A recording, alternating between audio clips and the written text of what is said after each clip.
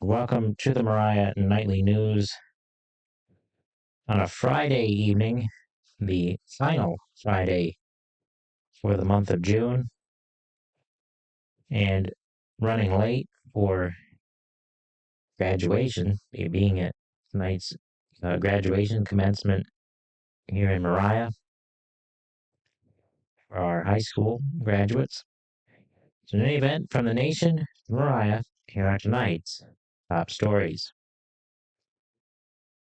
A win at the Supreme Court for President Trump on Thursday, this past Thursday, a needed distraction from the headlines overseas, a major win for him on immigration. A 6-3 ruling came down from the Supreme Court, rejecting arguments that the administration was driven by racial prejudice when the Supreme Court, when the Homeland, I think we've got a problem here. What I need to do for that?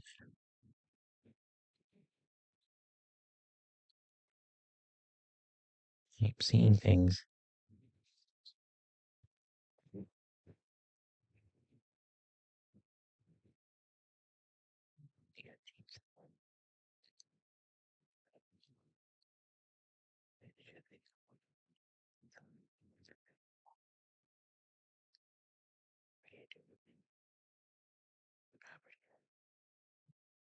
It should be in the main, right?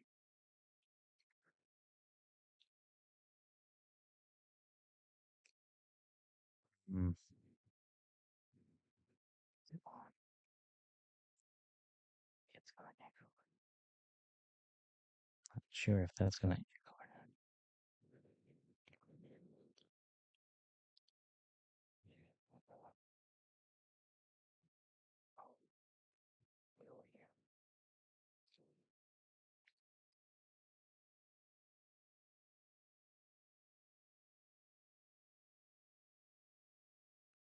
There we go.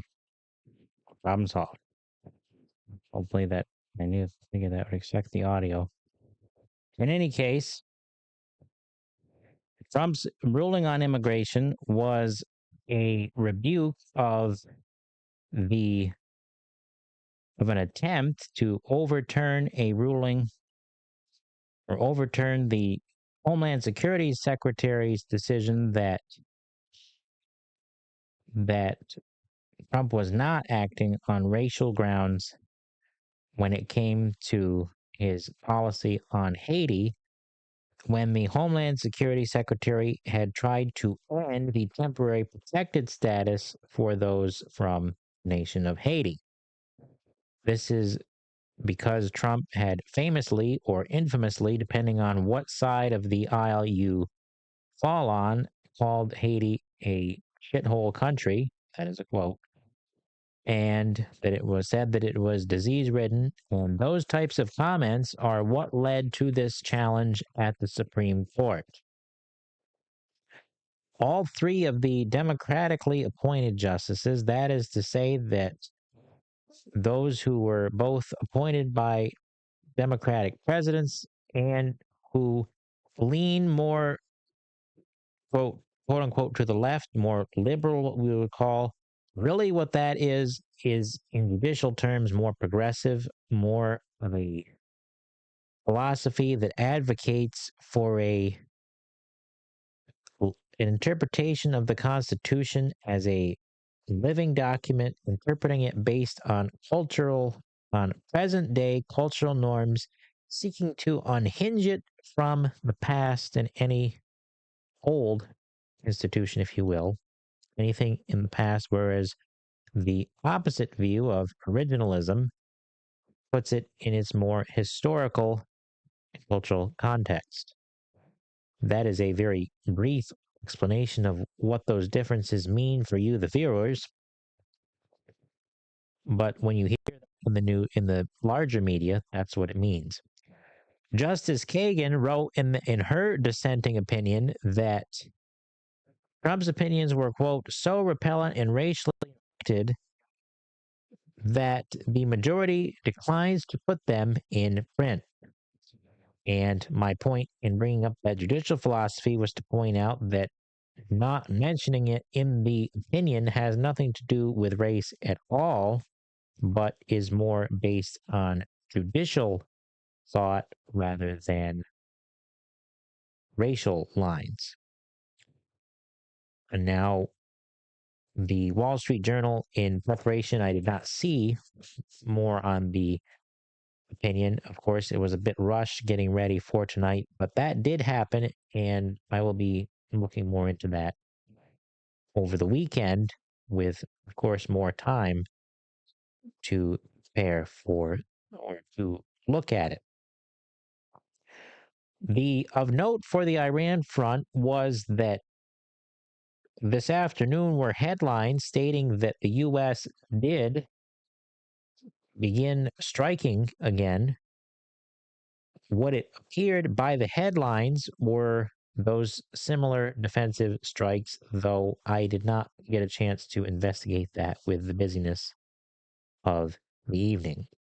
So that will be a development that I follow up with over the weekend to try and prepare and see what took place today and what may happen by Monday, because over the weekend you just never know. Just because we take a day off, the news does not. Tonight here locally, the main story, or aside from graduation, is that down in Ticonderoga, there is an update on some of those documents that we reported on earlier in the week. I don't remember what day it was off the top of my head. My mind has been very busy today. There has been a new conversation coming to light over conversations between Ticonderoga Codes Enforcer David Burrows and Labella representative, a senior planner, Jamie Pankowski, discussing Ticonderoga zoning laws in this email, or in this chain of emails and conversations that they had during the fall of 2025. They note in their conversation that the town of Ticonderoga did in fact change their zoning laws to accommodate what was called, quote, commercial scale solar. But the law did not accommodate the battery energy storage systems project, at least at that time. This was in, again, November 20th, 2025 was the date on that. At that time, there were 6 approved commercial scale solar facilities in the town of Ticonderoga. And quote, of those, 5 are producing and 1 is under construction. So for all of the ugliness of the solar panels in our town of Ticonderoga, every time you go down Route 9, that's all you have to look at. Route 9N 22, that's all there is to look at, is massive fields of solar panels. That ugliness is because your local officials worked to change the zoning laws. And then on top of that, manipulation part of those companies, in my view. And there is far more out there by Alexandra Feluso and others who do that full time, whereas I am just a part timer at best. Now, of course, moving back up to the north, because that took up a significant chunk of my evening, and I do not complain about that because it was a very enjoyable night at Linney Field in Mineville for graduation. When I graduated 12 years ago, it was in the auditorium at Moriah Central School. Since then, they have primarily moved the location to Linney Field, I believe, from what I was told, due to the pandemic at the time, and it has remained. Though many years ago, I do know from many folks around town that are older than me, or older than 30, that that Linney Field used to host graduation many years ago anyway. And since COVID, they have moved the celebration up there. And I think it's very nice up there in the dusk. And it was a very, very nice evening. And there was a little bit towards the end, I was worried that there was going to be some rain that might roll in, but it held out, and it was a very good commencement there. Moriah Central School graduated 50 students this year, with your third honor being Caitlin Moore, your salutatorian being Jaden Miro, and your valedictorian being Audie Coda. She was listed as, for the record, she was listed as Audrey in the program, which I have right here. However, I have always known her as Audie, and that's what we're going with. In her, I am working somewhat backwards because I was pulling from memory, since I was there primarily as a spectator and did not take notes. So hers was the freshest because she went on last to send the class of 2026 on their way, not only wishing the class well, but spoke of her upbringing, moving a little bit around, and spoke of her 5 years here, how each place had shaped her life, and how her 5 years here in Moriah had given her a unique perspective, and spoke of the values of fellowship and community life and hard work that have defined our area. And noting, of course, also the culture shock that came with that, and with a little bit of humor. Always good to have that. Our salutatorian, Jaden Miro, also gave a very heartfelt speech, himself almost in tears, having everybody almost in tears for that matter, thanking his mom and dad. Of course, his mom working for many years at MCS as a math teacher in the math department there, uh, calling her a helicopter mom with some good humor there, and thanking her for that, and thanking the sacrifices made by his dad, and also the spoke very well about the perceived barriers of coming from a small town, and how that did not stop him from going to a national science fair of sorts, or something like that. Convention, perhaps, is the better word for it, in Texas during his time at Moriah Central. The commencement speaker was Casey Nephew, though I cannot call him anything else but Mr. Nephew, because I had him as a history teacher, or social studies if you want to be politically correct about it, which I am not. And he gave the commencement address and gave some very good and positive life advice for the graduates, noting, of course, the the very great life advice that I always appreciate of not sweat the small stuff, and the importance, of course, of finding a good support system beyond graduation with friends, and especially those who can mentor those who transition out of high school.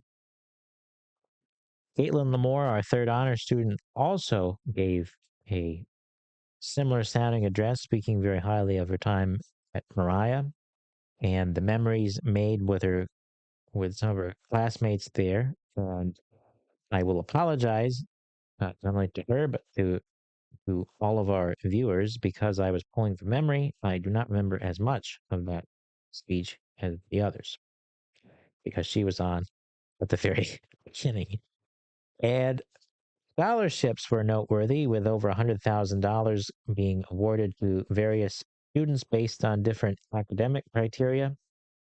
Usually, there are different criteria for each. Some scholarships themselves have certain criteria, um, different ones, especially I remember when I was going through, some were given to specifically to those seeking certain majors, some given to those seeking teacher scholarships, some that were very much brand new since I had gone through were more in the math and science direction.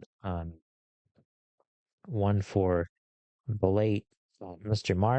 Michael Mark, as many will remember him as a geometry teacher from MCS who passed away a couple of years ago.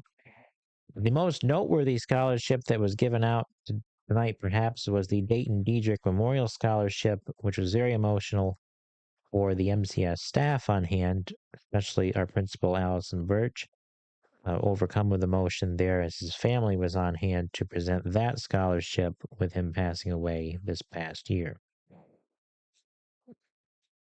And with that, however, the biggest highlight and the thing that stole the show was the performance of the Fleetwood Mac song Landslide by George Evans III and Audie Coda. The valedictorian there, of course, they are high school sweethearts, and not that I want to embarrass, well, I might embarrass them, but that's beside the point because I have known them for a good while, and I think very highly of both of them.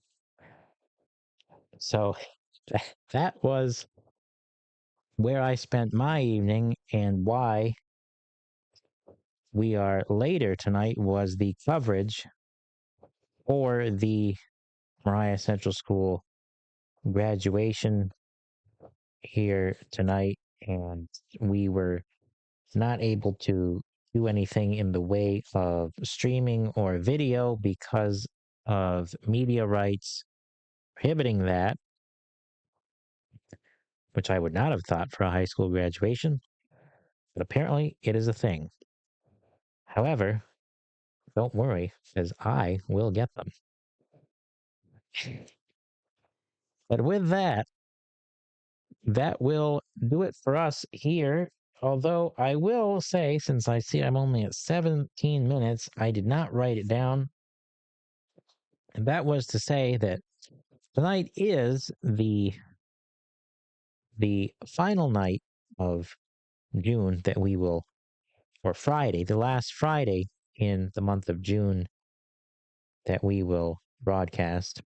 And the prior Fridays, I had done a World War II tribute, remembrance, to highlight the sacrifices made. And remember, I had started it on D-Day, the beginning of the month, and I did not prepare much in the way of actual notes, though I had done a little bit of study prior to attempt to prepare, but this was a couple days ago, so we'll see how good my memory is.